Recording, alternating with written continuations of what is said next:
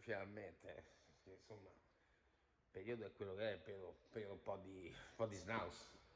Però sto qua parlano del vaccino, mi è arrivato il vaccino, tocca vaccinarsi, prima una puntura, poi dopo un po' di giorni quell'altro. Vacciniamoci, che devo fare? Se tocca farsi le punture, se tocca vaccinarsi, per guarire, per stare meglio, vacciniamoci.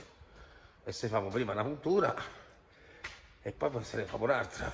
Tanto il protocollo dice questo, con rispetto, sdrammatizzazione, perché ce l'abbiamo un po' pieni i maroni. Allora io stasera ho deciso così, e ho deciso di farmi il vaccino, quindi mi avesse prima quella un po' più light, nel senso che dice che non fa tanto casino, insomma. Non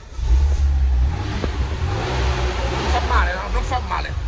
No, ti confermo che la prima somministrazione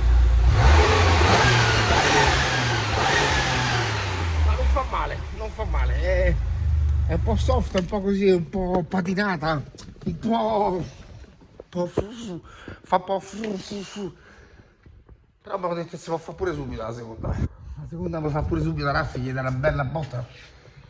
Sto Covid, cerchiamo di lasciare dei coglioni, perché dice se la seconda gli date subito, è capace di dare una bella trama, Sì, dicono di darcela subito, ma mi dai proprio una bella pezza,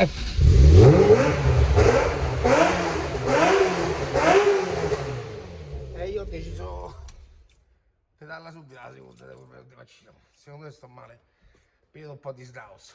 Siamo stanchi, siamo stufi, siamo preoccupati e allora ho deciso di vaccinarmi.